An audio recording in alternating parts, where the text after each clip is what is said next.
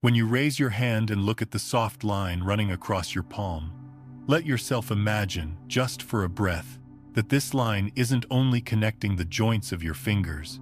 Picture it extending far beyond your skin, stretching into a quiet field of invisible possibilities waiting for you in the quantum fabric of this universe. A field that has been humming around you long before you ever knew to look for it.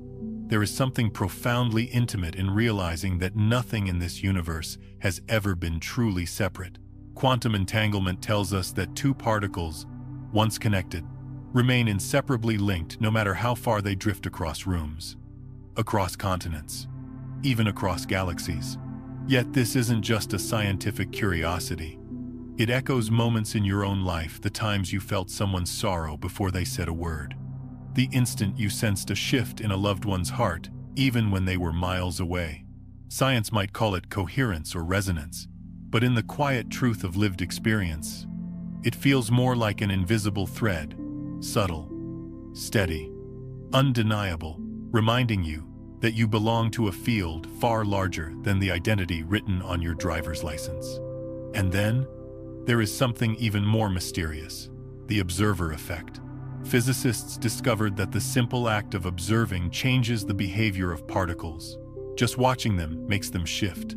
It is as if your awareness has weight, as if attention bends reality the way gravity bends space. Imagine walking into a room full of people. You don't say anything. You don't touch anything. Yet the atmosphere changes simply because you are there. That's the observer effect, not in a laboratory, but in the texture of daily life. If a tiny particle can reorganize itself just because someone is looking, what happens to your life when you look deeply at your thoughts, your fears, your desires? What happens to your reality when your awareness lands fully on it, without rushing, without judging, simply seeing? This is where the old question of free will quietly returns, not as a philosophical puzzle, but as a living inquiry beating in your own chest. Because when you stand at a crossroads choosing a new job, leaving a relationship, beginning a chapter you never planned, you feel two forces at once. One feels like you choosing, the other feels like something larger, gently pulling you forward. It's a strange dance, isn't it? Like standing on a shoreline where the waves touch your feet, you step forward, and the sea meets you halfway. Quantum entanglement whispers you were never separate. The observer effect adds softly, your awareness shapes what unfolds. And free will asks, so are you choosing, or are you being chosen? For most of our lives, we're taught that choices come from the mind, the rational, calculating mind that tries to control every outcome. But anyone who has walked through darkness and come out the other side knows that life doesn't move by force. It moves by resonance. There are moments when you try to push reality into a shape you think you want, and it resists you like a locked door. And then there are moments when you stop fighting. Soften your breath. Allow yourself to be present, and suddenly life opens in front of you like a hallway filled with unexpected light. Perhaps free will isn't about controlling every detail. Perhaps it's about choosing the inner state from which you meet life. Choosing the frequency, not the form. Choosing the tone of your being, and letting the field respond in its own intelligent way. Because when your inner state shifts, when you're calmer, clearer, more open, the world seems to shift with you. People speak differently. Opportunities appear that weren't there yesterday. Synchronicities stack like stepping stones, leading you somewhere you didn't even know you were heading. It's not magic, it's resonance. It's entanglement expressing itself in the language of your daily life. So, the real question is not, do I have free will? The deeper question is, what part of me is choosing? Is it the fearful self, trying to cling to old patterns, or the quieter, wiser awareness beneath it? An awareness already entangled with a greater field, already in conversation with possibilities you cannot yet see. When you become still enough to sense that field, you begin to notice that your choices no longer feel forced. They feel guided. They feel like a response to something that has been calling you for a long time. And in that space, you realize something beautifully simple. You are not a separate observer staring at a distant universe. You are the point where the universe observes itself. You are the bridge where free will and destiny meet. You are both the chooser and the one being gently chosen. The moment you understand that, life stops feeling like a battle you must win. It starts feeling like a conversation, soft, steady, open. A conversation between your awareness and the quantum field that has always held you, always listened, always mirrored your inner frequency back into form. And maybe, just maybe, that palm line you looked at in the beginning isn't a symbol of fate carved in your skin, but a reminder that you walk with invisible threads tied to everything you will ever become. 1. Quantum entanglement. Nothing truly walks away from anything. There is a quiet, almost humbling comfort in knowing that once two particles have met, once they have shared even a brief moment of connection, the universe refuses to let them drift into complete separation. Quantum entanglement tells us that when two particles become linked, they continue to respond to each other instantly, even if one is here on Earth and the other is flung across a galaxy millions of light years away. The distance does not weaken the bond. Time does not dilute it, and silence does not erase it. It is as if the universe is whispering a truth most of us once knew but forgot. That connection, once formed, becomes a thread woven into the very fabric of being. When you sit with this idea long enough, something inside you softens, because it mirrors experiences you've carried quietly throughout your life. Those moments when you thought of someone you hadn't spoken to in years, and the phone rang only seconds later. The way your chest tightened before someone you loved confessed a pain they were trying to hide. The strange sense of knowing that something had shifted in the heart of another person, even though they were oceans away. These experiences often feel too delicate to describe, too personal to analyze, yet they move through us with the same certainty as a tide pulling toward the shore. Quantum entanglement gives those moments a language. It grants them a place in the structure of the universe, rather than dismissing them as chance or sentimentality. To understand entanglement is not to memorize equations or fold your mind into complicated theories. It is simply to remember that your awareness, your presence, your emotional field is never isolated in the way your mind tries to convince you it is. You may believe you stand alone in your room, or sit alone with a cup of tea, or walk alone under a dim streetlight. But your inner world is always brushing up against the inner worlds of others. We feel each other long before we speak, long before we meet, sometimes long before we even know why. There is a current beneath our conversations and actions, an invisible river that carries signals from one consciousness to another. Some people call it intuition, others call it resonance. But in essence, it is the same phenomenon, a response to a connection that never truly dissolved. It is the reason your heart sometimes recognizes a person before your mind does. It is why you sense danger before your eyes see it, why you sense love before the words arrive, why you feel guided without knowing who or what is guiding you.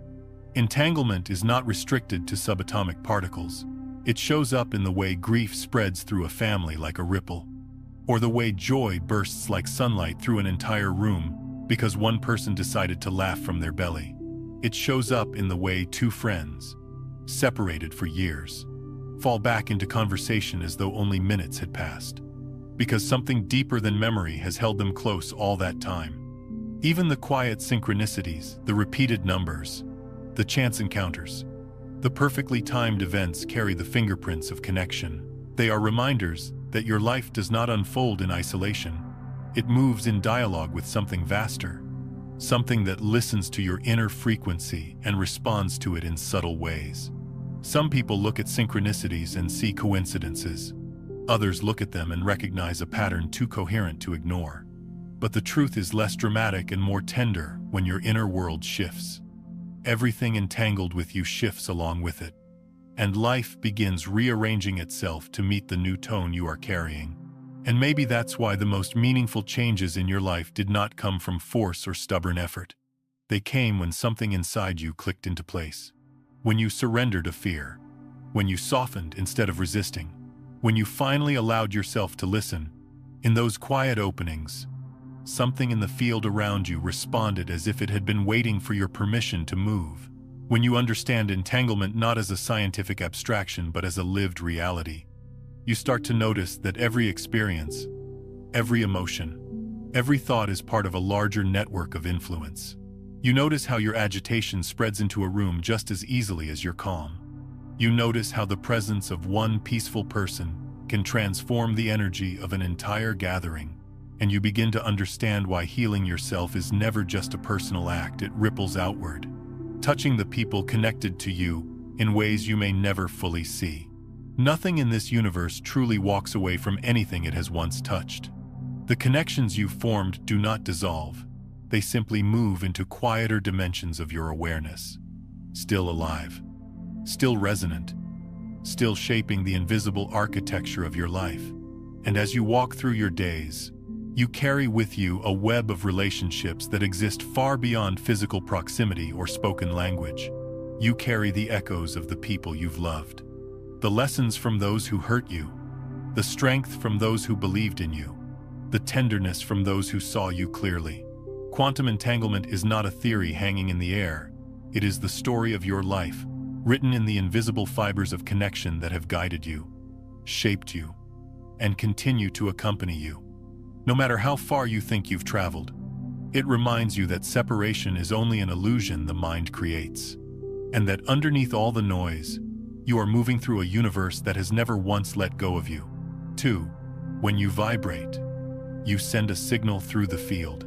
There is a moment, when you sit quietly with yourself long enough, that you begin to sense something subtle beneath the surface of your emotions, like a soft hum, steady and continuous, rising from a place deeper than thought. It's almost like the low vibration of a distant instrument, one you cannot see but somehow feel within your bones. That hum is your inner state, your frequency, the tone you broadcast into the invisible field around you. And whether you realize it or not, every person, every situation, every possibility entangled with your life responds to it. The universe is not waiting for your words. It listens to your vibration. People sense you before they understand you. Animals feel you before they trust you. Even your future, those paths you have not walked yet, seems to lean toward or away from you based on the quiet music you are sending out. And this is why quantum entanglement is not just a scientific idea but a powerful metaphor for the human experience.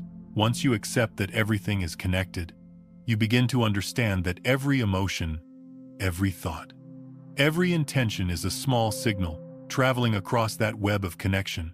Your vibration does not ask for permission. It does not need a language. It moves through the field like heat moves through the air, quietly shifting the space around you. When your inner world is tight with fear, resentment, or doubt, you can feel how the world around you tightens as well. Nothing flows. Conversations feel strained. Opportunities seem to hesitate. Even your own body feels heavier, as if moving against a current that refuses to cooperate. And then there are days when something inside you softens, when you breathe a little deeper, when you stop forcing life to obey your expectations. Suddenly, everything around you opens. The right person calls. The right answer appears. Even strangers smile at you as if they have caught a signal you didn't know you were sending. This is not coincidence. This is the physics of the human spirit. Every internal state you hold becomes a broadcast, and the world responds not to your desires, but to your frequency. Think about how a tuning fork works. Strike one fork, and another fork of the same frequency begins to vibrate without being touched. Life works in much the same way. When you rest in fear, you activate fear in the field around you. When you rest in clarity, you activate clarity. When you embody love, not as an idea, but as a lived presence, you awaken love wherever it already exists and invite it to move toward you. And perhaps the most humbling truth is this: you cannot fake your vibration. The field is not fooled by forced smiles or carefully crafted words. The universe does not respond to what you pretend to feel. It responds to what you actually hold in the quiet of your heart. That is why transformation always begins inside.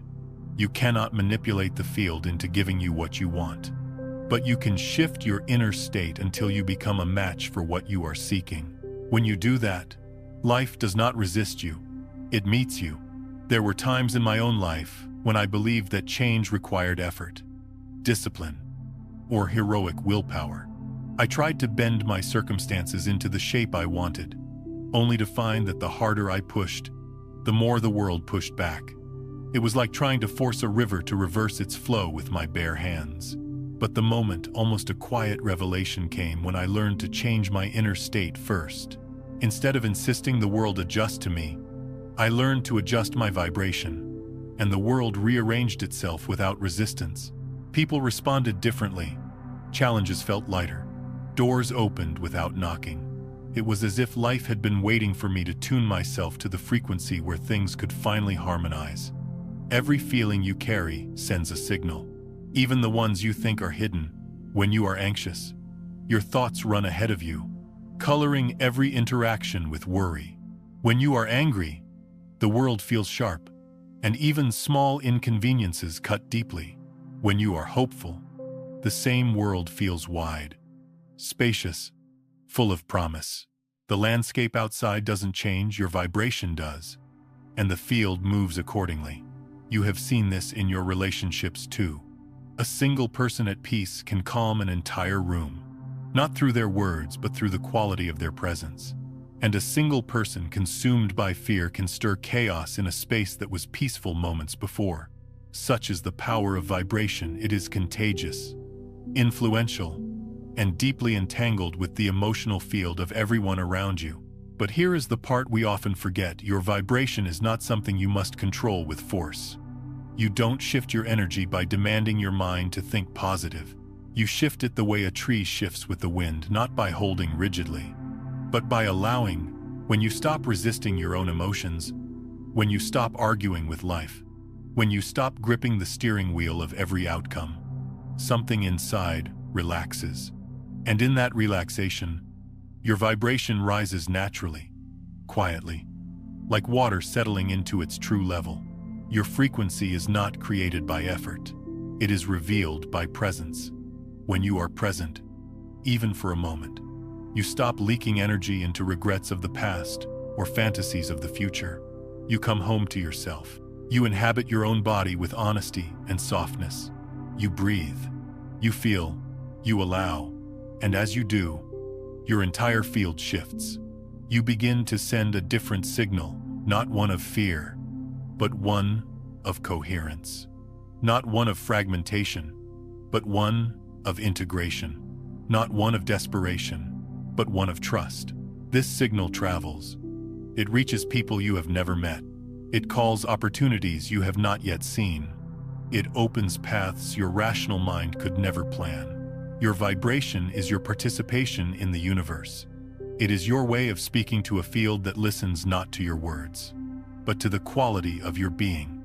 And the field answers you with exquisite precision, not as punishment, not as reward, but as reflection. When you vibrate with clarity, life becomes clearer. When you vibrate with gratitude, life grows generous. When you vibrate with openness, life begins to flow again, like a river that no longer strains against its own banks. The field is always listening. The question is, what are you sending into it? 3. The observer effect. Awareness changes. What is being seen? There is a quiet astonishment that rises inside you when you first learn about the double-slit experiment. Not because it is complex, but because it is disarmingly simple. A tiny particle, something so small you could spend 1,000 lifetimes and never see it, with your naked eye behaves one way when unobserved, and another way the moment a conscious witness becomes involved. It does not merely react to being measured, it reorganizes itself. It shifts from a wave of infinite possibilities into a single defined form, as though awareness itself collapses the wandering, fluid potential of reality into something tangible, something you can touch, name, and call real. And while this might sound like a distant puzzle belonging to scientists in white coats, the truth is that the double-slit experiment is a mirror held up to your own life. Because just like the particles in that experiment, your reality shifts the moment you become aware of it. The simple act of observing without judgment, without fear, without grasping changes the behavior of the world around you. It is as though life is waiting for your conscious gaze to decide which version of itself to show you. When you think about it deeply, you begin to feel that observation is not passive at all. Awareness is an active force, a sculptor shaping what is possible into what is present. And this becomes especially clear when you look into your own past. Think of a moment when you finally saw something in yourself that you had avoided for years, a fear, a wound, a pattern that kept repeating. For a long time it lived in the shadows of your unconscious, shaping your reactions from behind the curtain. But the very moment you turned toward it and said, gently, "I see you," everything began to shift. The pattern loosened, the fear softened, the wound, once so sharp, began to heal. Nothing changed on the outside, yet everything changed on the inside.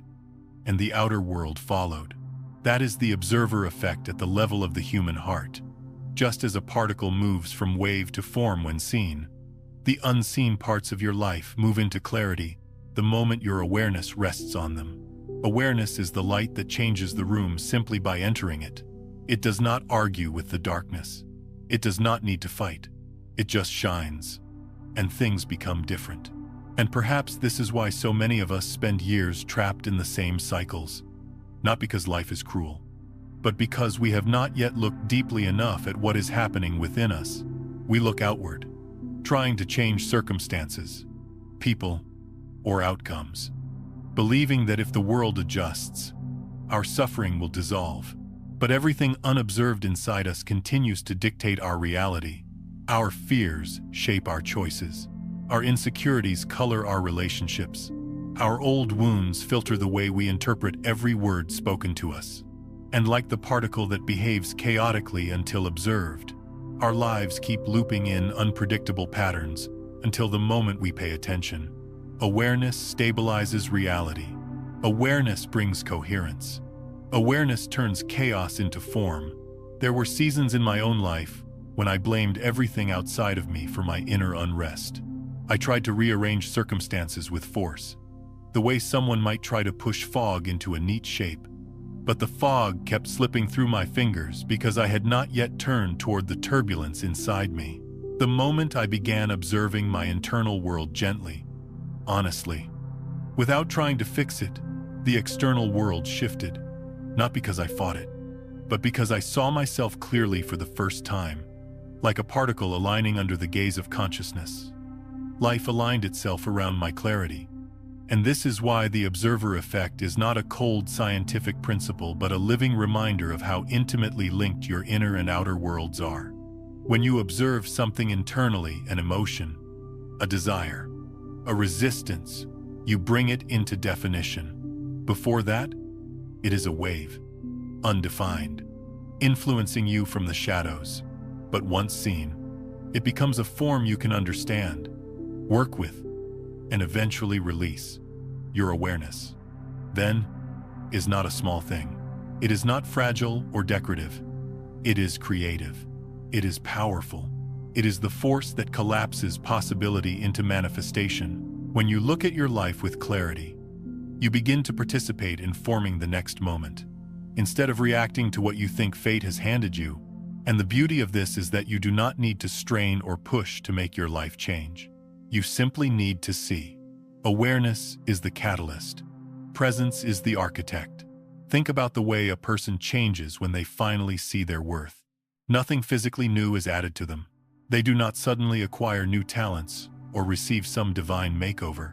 They simply observe themselves differently. They recognize something that was always there but had been ignored beneath layers of doubt or fear.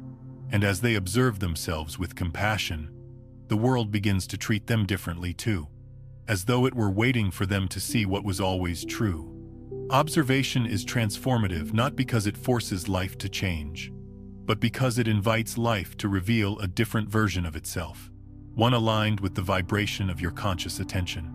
In the same way, think about love. When you truly see someone not as a role, not as an idea, but as a living, breathing soul, their entire being responds. People soften under the weight of genuine presence. They unfold.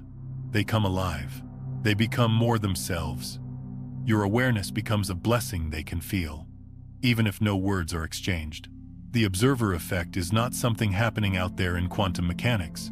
It is happening right here, in every relationship, every choice, every quiet moment, when your awareness rests on the truth instead of the story. You are shaping reality with the way you look at it. You are influencing outcomes with the frequency behind your gaze. You are collapsing possibility into form every time you bring something into conscious attention. And when you understand this deeply, not as a theory but as a lived truth, you begin to approach life differently. You stop trying to control outcomes and start tending to your awareness instead. Because the clearer your awareness becomes, the clearer life becomes. The softer your awareness becomes, the softer life becomes. The more open your awareness becomes, the more open life becomes. Everything you observe reflects the quality of the observer. The double-slit experiment was never just a scientific result. It was a message, a quiet revelation about the power of consciousness. A reminder that life is listening to you even when you are silent. A reminder that the world is responding to how you observe it. When you finally see this, truly see it, you begin walking through life not as someone trying to fight circumstances into obedience, but as someone who understands that awareness is the first movement of creation. And from that place, everything you look at changes. Because the one who is looking has changed. For you are not merely observing, you are participating in the shaping of reality. There comes a moment, usually after life has bent you in ways you did not expect, when you finally realize that observing is not a passive act. Observation is participation. Awareness is interaction. Every time you witness something, whether it's a feeling rising in your chest, a memory returning from the past, or a possibility glimmering in your mind, you are already shaping the reality that surrounds it.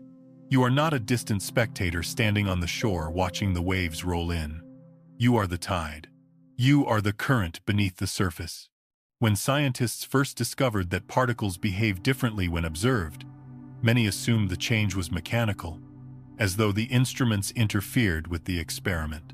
But the deeper they looked, the clearer it became that the shift was not caused by disruption, it was caused by conscious awareness itself.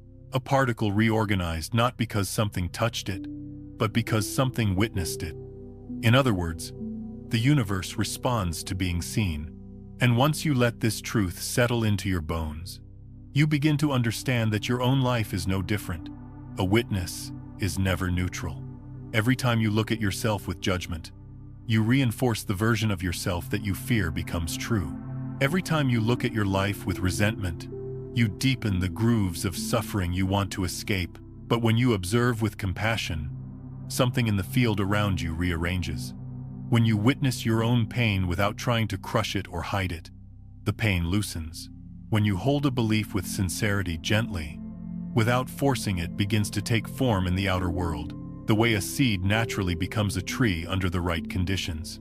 You shape reality, not by exerting control, but by participating with awareness, and this is where many people get lost. Because the world has taught us to chase outcomes through force, push for success, demand love, fight for recognition, cling to certainty. Yet the more you push, the more life seems to resist. It is like trying to carve a river with your hands. You exhaust yourself long before the flow changes. But when you shift your inner state, when you participate through a different kind of presence, the world begins to soften around you. Situations unfold without pressure. People respond without tension. Opportunities move toward you without being hunted. You may think this is coincidence, but deep down, in a place untouched by the noise of the mind, you know it is not. You know that when you feel different inside, life becomes different outside. You know that your presence has weight even when your body is still. And you know that your thoughts, your beliefs, your emotional tone are not isolated. They are signals shaping the field that holds you. You participate in creating your world with every quiet decision of perception. When you believe that people cannot be trusted, you begin to interpret every action, every silence, every delay, every misunderstanding as proof of that belief. You collapse reality into the form your fear expects.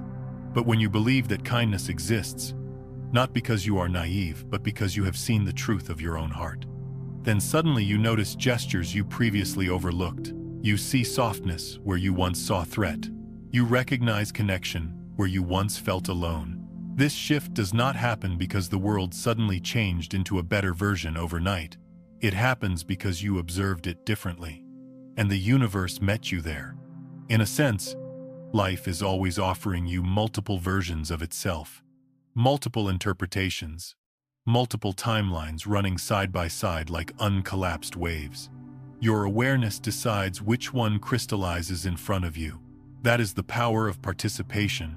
When you observe your own future with dread, you collapse into the narrowest path. But when you observe it with openness, even if you don't know what will happen, you expand the possibilities available to you. You become a co-creator rather than a frightened passenger. And this co-creation does not require you to manipulate reality. It simply asks you to meet each moment with presence rather than fear. One of the most transformative realizations I ever had was understanding that the smallest internal shift changes the shape of my external world. When I softened my inner dialogue, my relationships softened. When I released the need to control outcomes, clarity appeared where confusion once stood. When I stopped running from my own discomfort and gently allowed myself to feel it, that discomfort stopped dictating my behavior. My life changed not because I became stronger, but because I became more aware. Awareness is the first act of participation. Belief is the second. Presence is the third. And together, they create the architecture of your reality. Think about the way a child looks at something with wonder. A stone becomes a treasure. A puddle becomes an ocean. A shadow becomes a mystery. The world blooms in response to that kind of gaze. Not because the world is different, but because the observer is different. Their presence shapes their perception, and their perception shapes the world they experience. You carry that same power within you. Even if adulthood has buried it beneath years of fear and conditioning, you have the ability to make your inner world bloom in ways the outer world cannot deny. You have the ability to shape how you walk through life, and life will shape itself in response. You have the ability to bring clarity to places that were once chaotic simply by looking at them without running away. Your presence is not passive. It never was. Your awareness is not weak. It never has been. Your beliefs, your intentions, your emotional tone, they are the hands with which you sculpt the clay of your reality. And once you see this clearly, you stop asking, "Why doesn't the world change?" and begin asking, "How am I participating with the world? What version of reality am I collapsing through my awareness right now?" You do not need to force anything. You simply need to witness consciously. Because when you look at life through the eyes of someone who is no longer afraid to see, life stops hiding from you. It shows you pathways you never considered, possibilities you never imagined, and versions of yourself you had forgotten were possible. You are not here to watch reality. You are here to shape it with the quiet power of your presence. 5. So, where does free will live? There is a question that lingers quietly beneath everything we have spoken about so far. A question both ancient and intimate. A question that rises in moments when life feels strangely orchestrated and yet undeniably influenced by your own choices. If simply observing can change the state of a particle, if your awareness itself can collapse waves of possibility into concrete form, then where, exactly, does free will reside? Are you choosing your path with genuine autonomy? Or are you merely responding to signals coming from a field much larger than your personal identity? This question often arrives in the middle of a sleepless night, when the world outside is still and your mind can no longer drown out the subtler movements of your inner world. In that silence, you begin to wonder whether your choices emerge from your deepest self or whether they were placed in your mind by patterns, memories, and invisible forces intertwined with your life long before you consciously noticed their existence. And somehow, both possibilities feel true.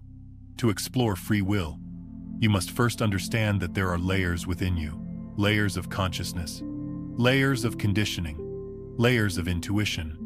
layers of old pain and quiet wisdom that all move together in ways the rational mind cannot fully grasp. When you observe a particle and it rearranges itself, it is easy to assume that the observer is in control. But then you remember the observer does not choose the particle's response consciously. The particle responds to the quality of the observation, the state of the observer. In the same way, your life responds not to the surface-level wishes of your mind, but to the deeper vibration of your being. So when you make a choice whether to stay or to leave, to speak or to remain silent, to begin or to surrender, where is that choice truly coming from? Is it an act of individual free will, or is it a resonance between your inner field and the larger field you are entangled with? To understand free will, you must feel into your own experience rather than chase definitions. There were moments in your life when a decision rose spontaneously within you, not from analysis, not from fear, not from habit, but from something like clarity. It felt as though the choice was choosing you as much as you were choosing it. Perhaps you left a job not because you calculated the risks, but because something inside whispered, "It is time." Perhaps you walked away from a relationship not from anger but from a deep recognition that your soul had finished its conversation with that chapter. Or maybe there was a moment when you moved towards something, a person, a dream, a change without fully understanding why, only to discover later that it was exactly the path your life needed to unfold. In moments like these, free will does not feel like the isolated power of a separate self forcing an outcome. It feels like cooperation with a larger intelligence. It feels like harmony with a field that already knows your direction before you do. It feels like answering a call you did not consciously hear but somehow unmistakably recognized. This is where the paradox begins to make sense. Free will is not the ability to force life to obey your desires. Free will is the capacity to choose your relationship with the signals you are receiving. You are not a puppet pulled by invisible strings. Nor are you a sovereign king exerting total control over your fate. You exist somewhere in between, participating in a dance where the music comes from both inside and outside of you. Your free will is felt most deeply in the space where your awareness meets the field. It is the moment you notice a fear rising and choose not to follow it blindly. It is the moment you sense a quiet intuition and choose to trust it instead of dismissing it. It is the moment you allow yourself to feel what is true, rather than avoid what is uncomfortable. In other words, free will expresses itself in the quality of your alignment with the deeper intelligence moving through your life. Sometimes your choices seem to arise from your conscious mind, from the part of you that thinks it knows what it wants. But more often, your most meaningful choices rise from a deeper place, a place that speaks in sensations, in subtle inner nudges, in longings you cannot explain. And this deeper place is not isolated from the universe. It is entangled with it. It receives signals from the field, the same way a tuning fork receives vibrations from the air. So the question shifts when you choose something from this deeper place. Is it you choosing, or is the field choosing through you? Perhaps the truest answer is that the boundaries between you and the field are not as solid as your mind imagines. You are not standing at the edge of the universe making choices that affect something separate from you. You are inside the universe, woven into its architecture, influenced by it, and influencing it in return. Your free will is not absolute, but it is real. It is the freedom to choose your level of awareness. It is the freedom to decide whether you will act from fear or from clarity. It is the freedom to align or resist, to open or close, to cooperate or struggle. And the way you choose to participate shapes what the field echoes back to you. This is why two people faced with the same situation can experience entirely different realities. One reacts from survival, and the world feels hostile. The other responds from presence, and the world reveals openings. The situation is the same, but the observer is different. Free will reveals itself not in the outer event but in the inner response. You cannot control the field, but you can choose how you meet it. You cannot command the wave, but you can choose how you ride it. You cannot dictate destiny, but you can align with the version of yourself that destiny responds to. And when you do, Life begins to feel less like a battle and more like a conversation. Your choices feel less like burdens and more like invitations. Your path feels less like a maze and more like a river that knows its own way. So where does free will live? It lives in the space between your awareness and the field. It lives in the quality of your presence. It lives in the vibration you choose to embody. It lives in the courage to listen to the deeper signals rather than the loud noise of fear. Free will is not about controlling life. It is about choosing how openly you participate in the unfolding of a reality that is already whispering to you, already calling your name, already waiting for you to step into the version of yourself that resonates with the truth you have always known. 6. The choice happens before you know you've chosen. There is a moment in the quiet study of the mind where science and spirituality touch hands, where the boundaries between what you believe you control and what is already unfolding become blurry. Soft, almost tender. Neuroscientists once placed electrodes on the brains of participants and asked them to press a button whenever they felt the impulse to do so. And what they discovered was unsettling at first. Then, strangely illuminating, the brain sent the signal to move before the person consciously realized they had made the decision. In other words, the choice began before the chooser appeared. For many years, people interpreted this as evidence that free will was an illusion, as though we were puppets animated by biochemical storms we could not shape. But the deeper you sit with this discovery, the more profound the truth becomes. What if the you who decides is larger than the you who thinks? What if your conscious mind is not the originator of choice, but rather the witness of a process that begins in the depths of your being, far below the chatter of thoughts, far beneath the narratives you use to define yourself? It is a humbling thought, yet it carries a softness that feels strangely right, because there are moments in your life when you have acted before you could explain why. You reached out to someone and only later understood they needed help. You walked away from a situation and only later realized it was suffocating your spirit. You said yes to something that terrified you, and only much later saw how it opened a path that had been waiting for you. Those decisions did not originate in the surface mind. They began in the deeper currents, the ones that move like an underground river, quietly shaping the landscape long before it becomes visible on the surface. Perhaps the conscious mind is not the conductor at all. Perhaps it is the storyteller who arrives late, trying to put words to a movement that has already begun. When you start to understand this, life takes on a different texture. You begin to see your choices not as sharp, isolated moments of willpower, but as ripples from a vast internal ocean you have barely begun to explore. And this ocean is not made only of your personal history. It is influenced by your entanglements, your emotional field, your environment, your intuition, your resonance with possibilities you cannot yet name, the self you identify with, the one that narrates, debates, hesitates, may simply be the part of you that interprets the movement, not the one that initiates it. This does not mean you are powerless. It means you are deeper than you thought. Imagine standing beside a river. The water flows with a force all its own, steady, ancient, determined.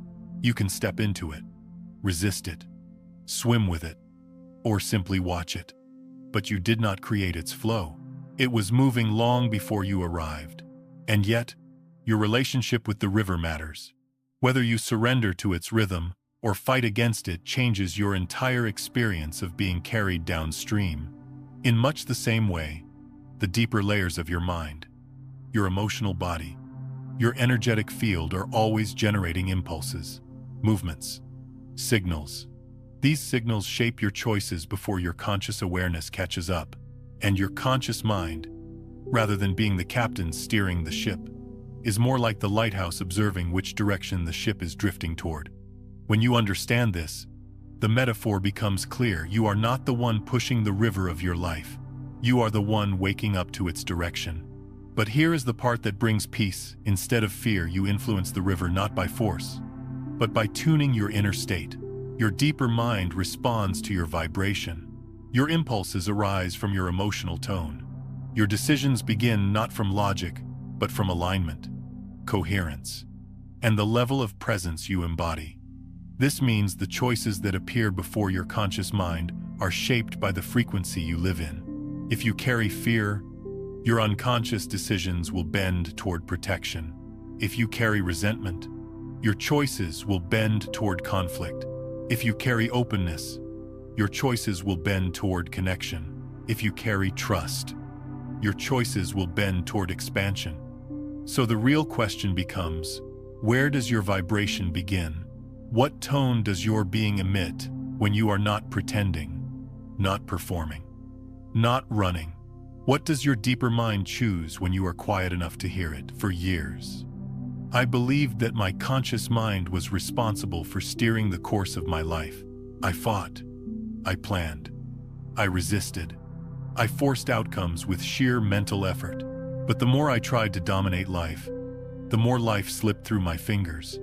The turning point came when I realized that the deepest choices were being made in a place quieter than thought, older than memory, almost sacred in its stillness.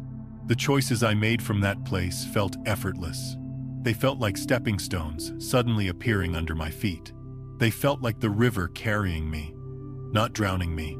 So when neuroscience tells us that the brain decides before the mind knows, it is not stripping us of agency. It is inviting us to look deeper to the part of ourselves that chooses without fear, without ego, without the frantic attempts to control everything. It is inviting us to trust the intelligence beneath consciousness, the intelligence that moves through intuition, sensation, resonance, and the quiet knowing that arrives before words. You are not separate from the river that runs beneath your awareness. You are made of it. You are moved by it. You participate in its direction by tuning your inner state, not by demanding that the water behaves on command. And perhaps this is what wisdom truly is, learning to trust the movement that begins before thought, while shaping the quality of your presence, so that the choices rising from your depths reflect the version of you that is most awake, most loving, most aligned with the truth you have spent a lifetime searching for. When you understand this, free will becomes softer, more spacious. It is not the power to control everything. It is the freedom to influence the river through the frequency you embody. And it is the humility to realize that the deepest part of you often chooses long before your mind takes credit for the decision. Life becomes clearer when you stop trying to be the one pushing the river and allow yourself to become the one listening to it. 7. Personal consciousness is only a window into a larger field of information. There comes a point in your inner journey when you begin to sense, not through theory, but through lived experience. Rang kaiguila I tuk kanyon, kuban kong fai la mot hondao, dung takbiet koi the joy. Kong fai mot, duk the tu, tondok lup, mahjong nu mot kung, kua so ma ha, ramot kan dong rong long, honban tuang tuang. A window into a field that has been here long before you were born, and will continue long after your personal storyline dissolves. And once you recognize this, your understanding of free will begins to shift, not disappearing, but expanding into something far more subtle, far more spacious, far more truthful. For most of your life, you may have believed that your choices rise purely from within, that your mind is the generator of decisions, and that everything you do originates from a solitary you. Yet if you listen closely to the quiet movements inside your being, you will begin to notice something remarkable. Your thoughts do not arise from emptiness. Your impulses do not emerge from a void. They come from a deeper undercurrent, a place where your individual consciousness brushes against a larger intelligence, one shared by every living thing. The idea that your awareness is a window rather than a container may feel unfamiliar at first, but when you let the metaphor settle, it brings a profound sense of relief, because suddenly, you no longer need to force yourself to know everything, decide everything, or carry the weight of every outcome. You are not choosing alone. You are choosing in conversation with the field you belong to. Think of yourself as a window in a vast cathedral.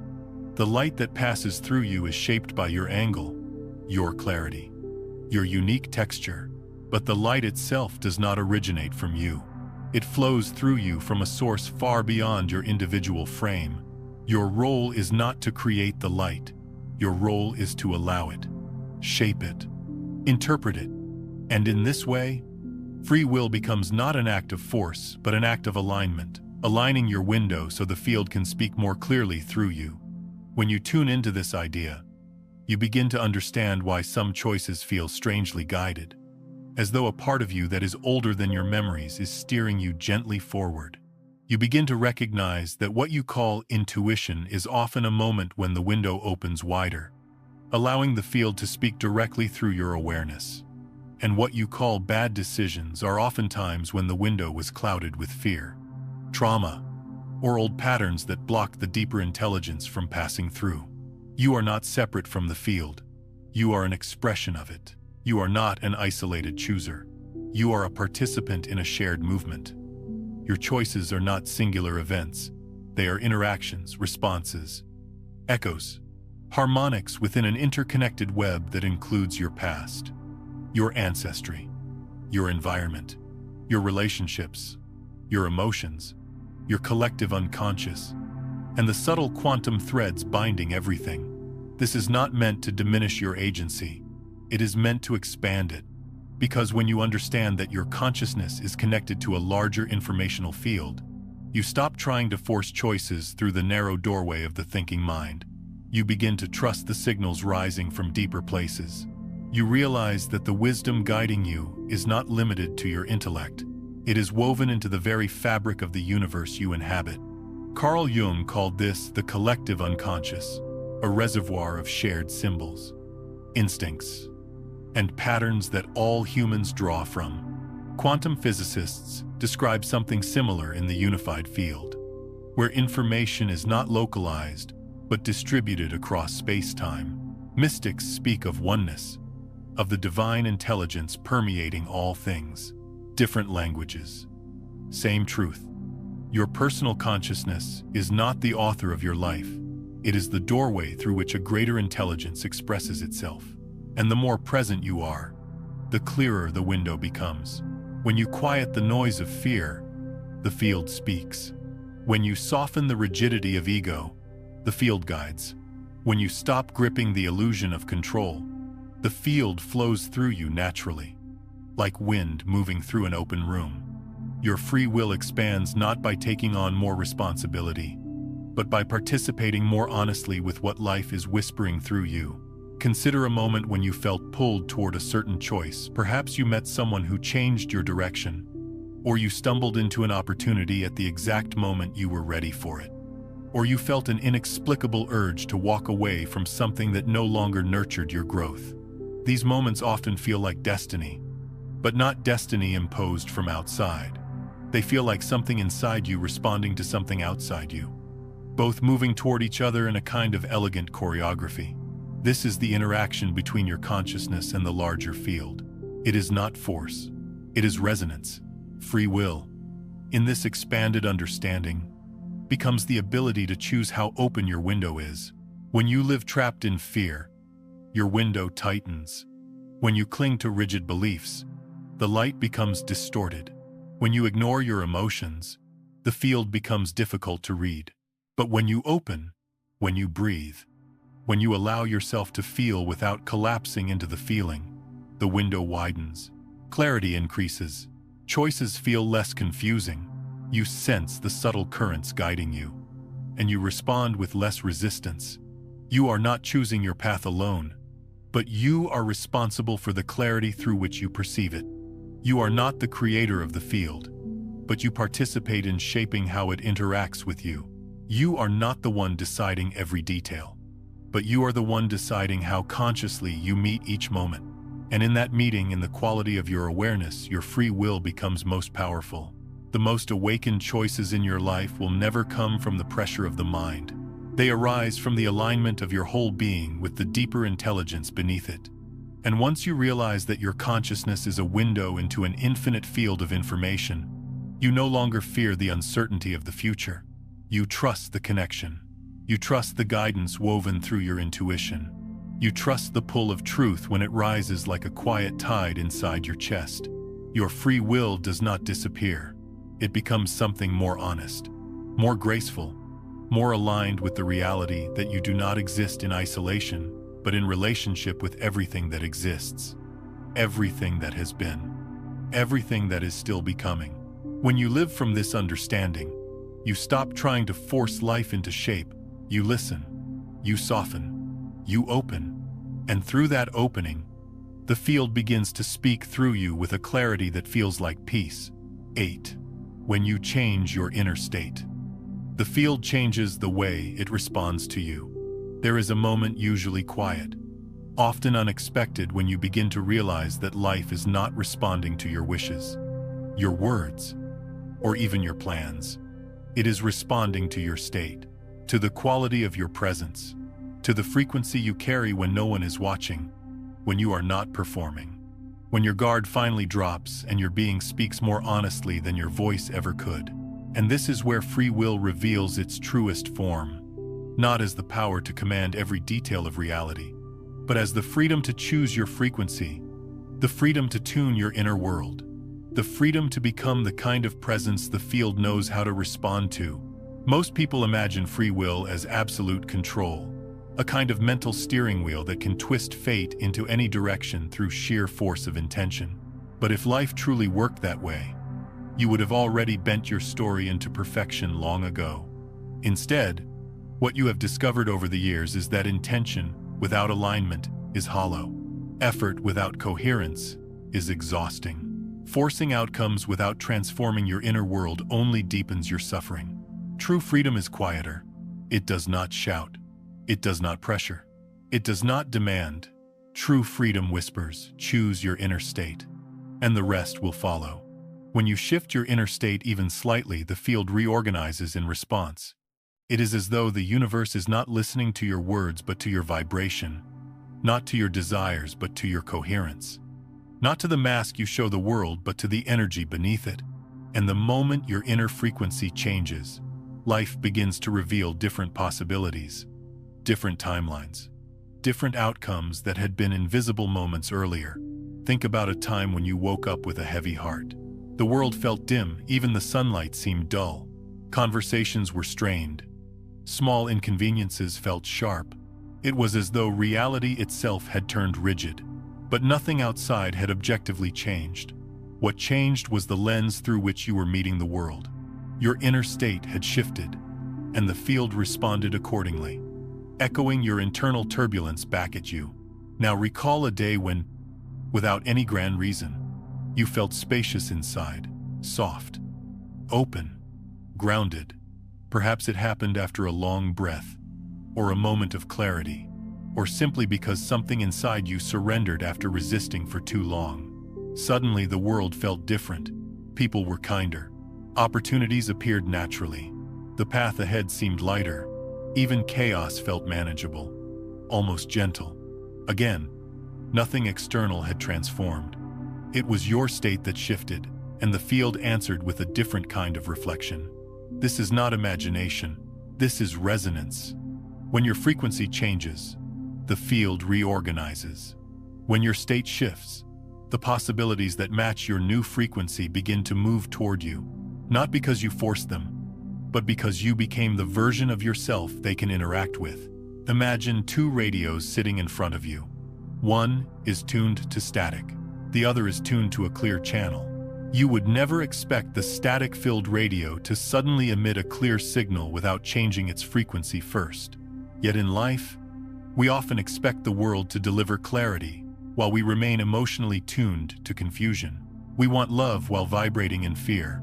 We want abundance while vibrating in scarcity. We want peace while vibrating in resistance. And the universe, in its neutrality, simply matches the frequency we hold. This is why free will cannot be about absolute control. If it were, you could override your vibration with your words. You could force reality to obey your desires even while your inner world contradicts them. But the universe does not respond to contradictions. It responds to coherence. It responds to alignment. It responds to the true signal beneath the surface. So free will becomes something far more profound, the ability to choose your internal state, not the external outcome. When you understand this, you discover a freedom that no circumstance can take away from you. Because no matter what life throws at you, you can choose to breathe, to soften, to return to presence. You can choose the frequency you embody. And when your frequency shifts, the reality available to you shifts as well. This is why there are moments in life when the right people, the right opportunities, the right insights seem to flow toward you with almost uncanny precision. It is not luck, it is resonance. The moment your inner world aligns with a particular possibility, that possibility begins to move toward you, not because you chased it, but because you became a natural match for it.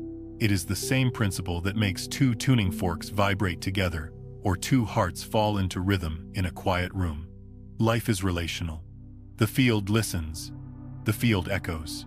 When you choose fear, you tune into one spectrum of reality. When you choose trust, you tune into another.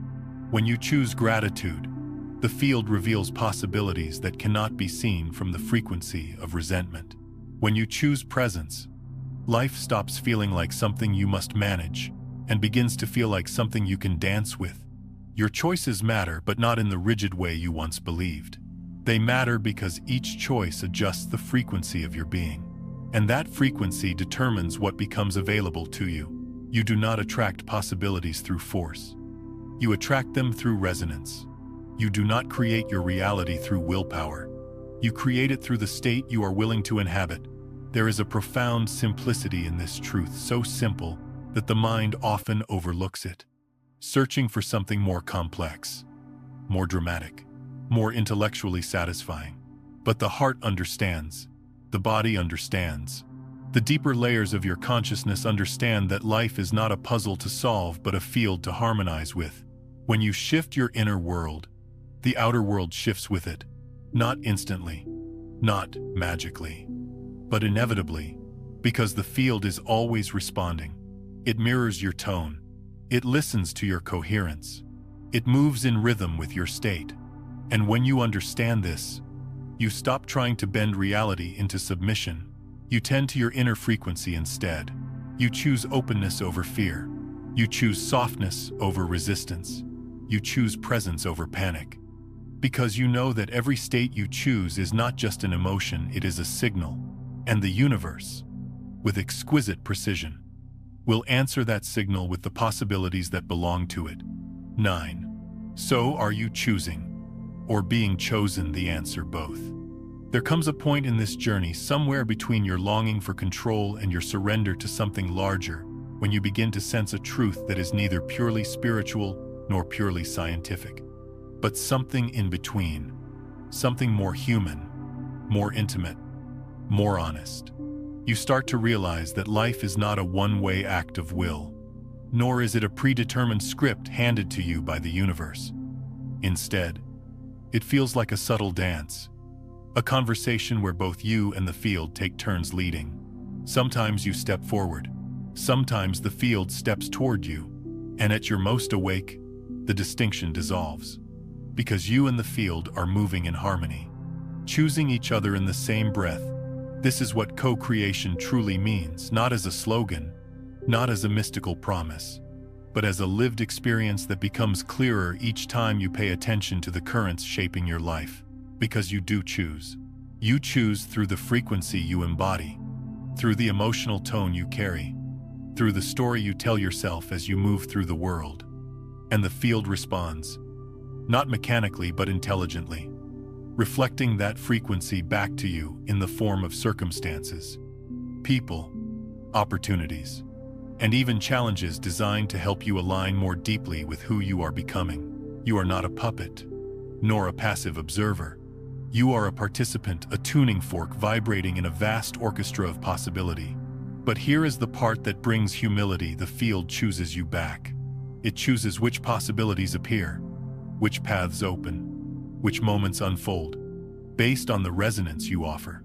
You cannot force a timeline that does not match your frequency. You cannot call in a reality you are not aligned with internally. And you cannot outrun the reflection the field sends. No matter how convincing your words or intentions may be, the field does not bow to language. It bows to coherence. So in this dance, who is choosing whom?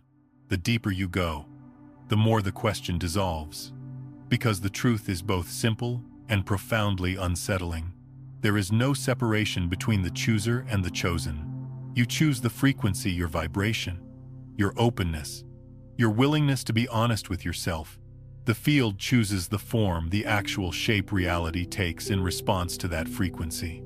And when the two align, your life feels less like something you must wrestle into submission and more like a tide carrying you toward a destiny that feels strangely familiar, as though you have known it your entire life. You know this feeling. It shows up in the moments when everything clicks into place, not because you forced it, but because something in you became ready. A path opened, not because you demanded it, but because you had softened into the version of yourself who could walk it. A person appeared, not because you hunted connection, but because your heart finally vibrated in a way that invited the right presence. And in those moments, you can feel both movements, clearly your choice to shift within yourself, and the universe's choice to shift around you. It is a dialogue, not a command. This is why the idea of manifesting often feels confusing or exhausting. People try to control the field while ignoring their own vibration. They try to choose the result without choosing the frequency that would call it forth. But the universe does not respond to insistence. It responds to resonance. When you tune your internal state, reality adjusts not as a reward, but as a natural consequence. The way a river reorganizes its flow around a stone that finally gives up resisting and settles into the earth. You choose your state. The field chooses the matching reality. Together, you co-author what unfolds. This is neither fate nor free will, but a merging of the two. A kind of intimate partnership with the unseen. And once you begin to see life this way, the pressure of trying to control the future lifts from your shoulders. You stop treating life like a problem to solve and begin experiencing it as a relationship, alive, responsive, interactive. Most people do not realize how deep this interaction goes. They believe they are choosing careers, relationships, paths. But often, it isn't the surface choice that matters. It's the frequency underneath. Someone who vibrates with fear will unconsciously choose safety, even in moments where freedom is available. Someone vibrating with scarcity will see closed doors, even in a hallway full of openings. Someone vibrating with openness will notice possibilities that others overlook, not because the universe favors them, but because they can perceive a reality that matches their internal state. And the field, in its quiet neutrality, simply mirrors them. This mirroring is not judgment, it is physics. It is coherence. It is resonance responding to resonance. No one is punished or rewarded. Everyone is reflected. And the reflection serves one purpose: to show you who you are being in this moment, so that you can choose again if you wish. So the question, are you choosing or being chosen, becomes less about philosophy and more about honesty. Because the deeper truth is this: you choose the level of awareness you bring to your life. And life chooses how to respond to that awareness. When you are disconnected, the world feels distant. When you are anxious, the world feels threatening. When you are open, the world feels inviting. When you are clear, the world feels navigable. These are not random perceptions. They are reflections, realities chosen by the field in response to the frequency you emit. And as you grow, as you walk through your darkness and learn to hold yourself with gentleness, you begin to choose differently. Not from fear, not from habit, but from presence. And the realities that once eluded you begin to arrive with quiet inevitability. Not because the universe suddenly became generous, but because you became someone it could meet more deeply. You choose who you are being. The universe chooses what you are shown. And together, you create the life you step into. This is co-creation, not the fantasy of total control, but the beauty of shared authorship. You are not alone in the story of your life. You are woven into a system that listens, responds, and reflects with a precision far beyond anything the thinking mind can orchestrate. And when you finally feel this, not just intellectually, but in the tender space behind your ribs, you understand something utterly simple, quietly liberating. You do not walk this path alone, and you never have. 10. When you become deeply aware, you step into a state of true freedom. There comes a moment, usually after you've grown tired of fighting your own life, when something inside you softens enough to see clearly. It doesn't arrive with fireworks or fanfare. It often comes quietly, perhaps in the middle of an ordinary afternoon, or in a moment when you finally stop running from yourself. You simply pause, breathe, and the fog that has clouded your inner world begins to thin. And in that gentle clarity, you realize that freedom was never about bending reality to your will. It was never about forcing life to match your expectations, nor about controlling every outcome so you could feel safe. True freedom begins the moment you learn to witness what is happening inside you without flinching. You start to see the fear beneath your anger, the longing behind your impatience, the exhaustion beneath your need for control. You begin to notice the way you reach for certain choices, not because they align with your truth, but because they protect your wounds. And as this awareness settles, something extraordinary happens. You stop confusing your survival patterns with your true self. You stop mistaking your fears for intuition. You stop treating your old beliefs as absolute truths. Awareness creates space, and in that space, freedom is born. This kind of awareness is not dramatic. It does not demand anything from you. It simply asks you to look inward with honesty, to sit with what you feel, without making it wrong or trying to escape. And the more honestly you look, the more clearly you begin to sense a deeper version of yourself, a version that is not weighed down by old stories, a version that does not need to react out of fear, a version that does not crumble under uncertainty. This deeper self is not loud. It is steady. It is the part of you that has survived every dark night, every heartbreak, every moment you thought would break you. It is the part that knows who you truly are. And when you tune into that part, when your awareness rests gently and fully on the truth inside you, you begin choosing from a very different frequency. You begin choosing not out of habit, not out of fear, not out of desperation, but out of alignment. That alignment is what creates the shift. It is what opens the door to what many people call destiny. Though destiny is not something imposed on you from outside. Destiny is simply the natural path that appears when your vibration matches the person you were meant to become. From the outside, it may look as though life is choosing for you. It may look as though certain opportunities just fall into your lap, or as though certain people arrive at the exact moment you need them. It may even feel like reality is arranging itself around you with uncanny precision. And in a sense, it is. But this orchestration does not happen because you are being controlled. It happens because you have placed yourself in the only position where the right reality can finally find you. When you change your inner state, you change your coordinates in the field. You stand in a different place, vibrationally speaking. And from that place, you intersect with a different set of possibilities. Possibilities that were always there, but could only reveal themselves once you were ready. It is like standing on a hill instead of in a valley. The landscape has not changed, but what you can see has changed completely. This is the quiet power of awareness. It lifts you into a state where your inner world and outer world begin to reflect each other with clarity. True freedom, then, is not about controlling reality. It is about choosing the vibration that allows reality to show you its best version. You have lived through times when your inner world was filled with noise, fear, resentment, confusion, and during those times, everything outside felt chaotic. You could not hear your intuition. You could not trust your decisions. You could not see the path ahead. Life felt like a maze with no exit, and no matter what you tried to fix externally, nothing changed inside.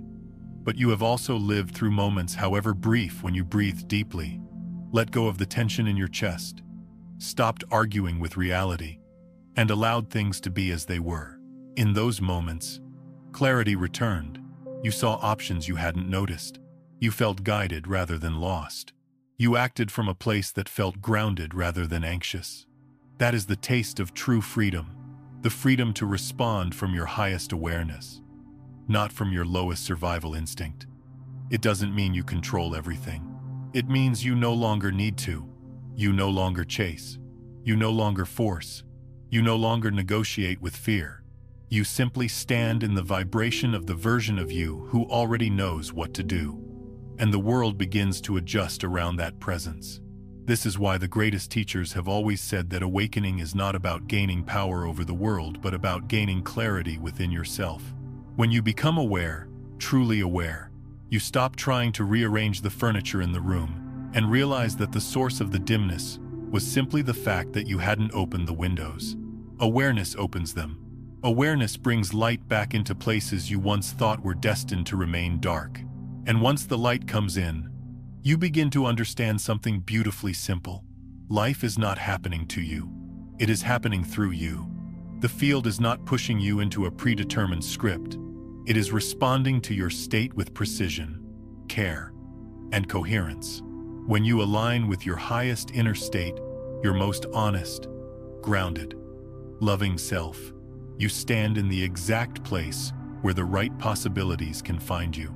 And when they do, it no longer feels like chance. It feels like recognition.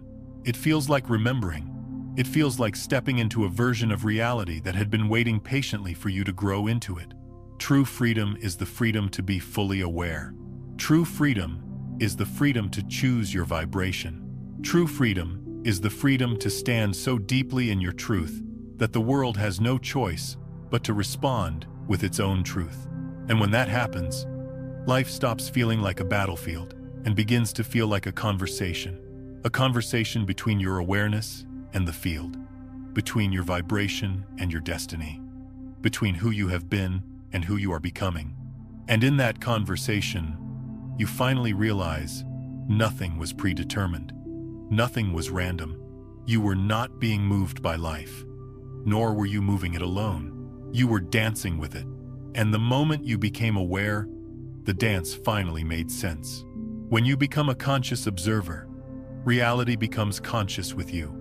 There comes a moment, after you have walked through enough of your inner landscape, its shadows, its echoes, its quiet openings, when something inside you finally understands what all the science and all the philosophy have been pointing to. It is not an intellectual breakthrough. It is not a dramatic spiritual awakening. It feels more like an exhale that has been waiting years to be released. A soft recognition that you were never as separate, never as powerless, never as isolated as your frightened mind once believed. Quantum entanglement, in its simple and elegant way, reminds you that nothing in this universe has ever truly been alone. Not the smallest particle, not the quietest heartbeat, not the versions of you that once thought no one could understand your pain. You belong to a web of connections so ancient and so intricate that your mind cannot fully map it. Yet your heart recognizes it instantly. You have always been part of a field that responds to you, that reflects you, that holds you even when you forget how to hold yourself. The observer effect, too, becomes more than a scientific curiosity. It becomes an intimate truth you feel moving through your daily life. Every time you bring awareness to something, your fear, your longing, your patterns, your truth, its nature changes, not because you forced it, but because awareness itself is transformative. It is the light that enters a room without trying to change anything. Yet suddenly nothing looks the same. You have been shaping your reality all along, not through control, but through the quality of your presence.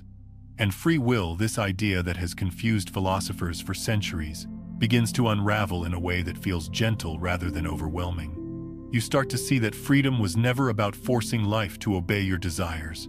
Freedom is the moment you choose your vibration with clarity. It is the decision to align with the most honest, grounded, compassionate version of yourself, even when circumstances try to pull you into old stories. In that alignment, choices become less like burdens and more like natural movements of the soul. You do not decide through fear. You respond from truth. And reality reshapes itself in ways that feel almost like grace. When you put all of this together, a simple yet profound understanding emerges. You are not sitting outside the universe watching it unfold. You are the point of intersection where awareness meets creation. You are the doorway through which possibility becomes form. You are the place where the universe looks back at itself and recognizes its own intelligence. And every choice you make or allow becomes an invitation An invitation for a new layer of reality to unfold within you. An invitation for a deeper truth to reveal itself. An invitation for life to meet you at the frequency you have chosen to inhabit. If you look back at your darkest moments, you may notice something quietly miraculous. Even when you felt lost, even when you felt broken, even when you thought you had failed, life was still responding to you. It was still rearranging itself around your vibration, still guiding you toward the next version of yourself, still offering synchronicities and signals like stones on a path no one else could see. And now, with more awareness than before, you can finally understand why. You were never separate from the field. You were participating in its movement, even when you didn't know how to listen. When a person realizes this, truly realizes this, choice stops being a source of anxiety.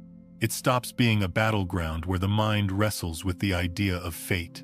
Instead, choice becomes a natural expression of alignment. A dance between observer and observed, between your inner world and the outer world that echoes it. You no longer ask, "What should I choose?" Instead, you ask, "What state am I choosing to embody?" Because from that state, the right choices emerge on their own. This is the liberation the soul longs for, not the freedom to control everything, but the freedom to align with the truth inside you and let the universe respond accordingly.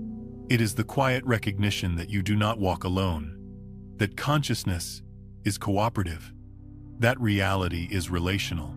You are engaging with a field that listens, reflects, and participates with you in every moment. And so, as this journey gathers into a close, the invitation becomes clear. When you understand that you are not separate from the field, choice becomes harmony. It becomes a meeting point between your awareness and the intelligence woven through the universe. It becomes a moment where the deepest part of you whispers to reality and reality whispers back. You are not merely observing life. You are shaping it with every breath of clarity. You are choosing and being chosen in the same gentle movement. And when you become a conscious observer, the world around you awakens to meet that consciousness. This is where true freedom begins. This is where the dance becomes effortless. This is where reality, at last, feels like home.